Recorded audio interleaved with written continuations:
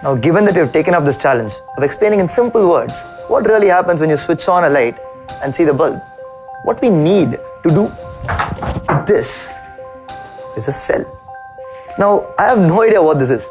I look at it, it's like some cylindrical thing. Something is positive, one is written over here. On the other side, there is something like a disk, some negative is written. Near what's positive, there is something like a small button on the top. How will I start here and understand how the light glows? What has this got to do anything with what I'm asking? Now, to do this, to really understand what a cell has to do with our initial question, you have to get a picture or an idea for what we call an electric current. Now, for some of you, it might be a new word, but let's see what it means. So, let's say you've seen a river, right, that's just flowing down a mountain, it's going really, really fast. Maybe in Haridwar, if you see Ganges, that's how it's going really fast. Now, you say that the water has a current in a given direction. Now, what it means is that if you put your foot in, you're going to get pulled in that direction. You can feel that current. Now, if you see that water going there, it looks smooth at this scale of what we're seeing. But if you really zoom in and you start watching, you see little balls of water. What make up water? There are two hydrogen atoms attached to oxygen. It's okay. Just that picture is fine for you now. You don't have to understand it deeply. But you see all these balls banging against each other in random directions, but eventually having some direction they're going in. Kind of like if you're in a really crowded queue in Tirupati and you're getting closer and closer to the main deity. This is pretty much how it's going to look, a current of people.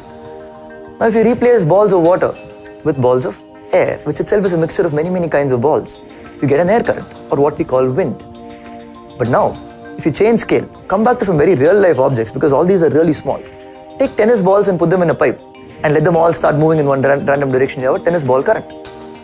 Now, the question then for us is, what we mean by current for our purpose here is simply a large number of some kind of balls moving in some general direction as they are banging against each other. So it's time to test yourself. If I ask you now, if you know the current is in that direction, let's say a tennis ball current, then can you say that every single tennis ball at every single point in time is going in that direction? Can you even say that a tennis ball at some point should have gone in that direction? Think about it. Yes.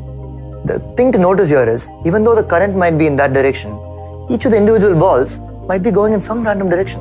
In fact, if you pick one ball, it might be doing something like this, a zigzag motion, such that at no point it is actually ever pointing exactly in the direction of the current. So it is possible. So if you thought that the balls must also go in the direction of the current, you might have imagined the pipe to be containing balls that are beautifully parading like that.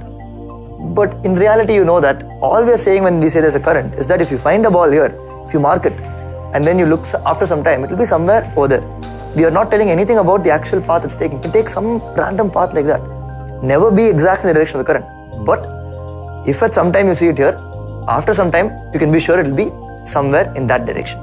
That's what we mean when we say there is a current in that direction. Now, if I want to set up a current of tennis balls in a pipe that looks like a C like this, then I can collect one from below, I'll create a small gap, I push it back from the top, and I can keep doing this.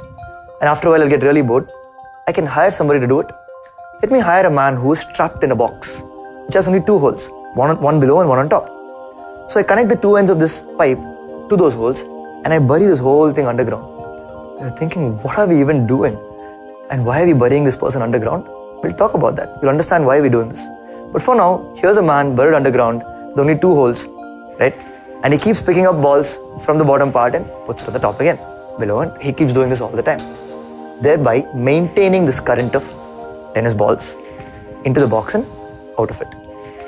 Now, this man is very hardworking, okay? He keeps picking up the ball, keeping it on top, thereby maintaining the current.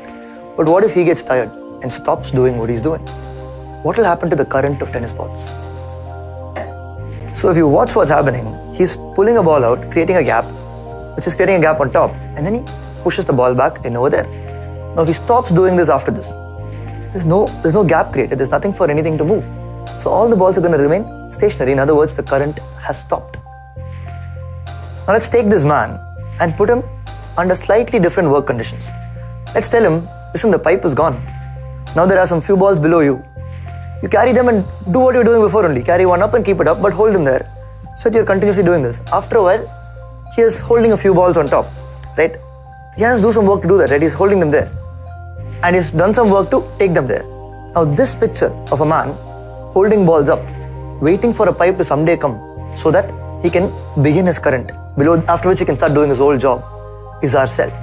Because now, if we draw out what looks like a typical cell around this, and if we name the man inside, chemical X, now something chemical is happening, we can't tell you more right now.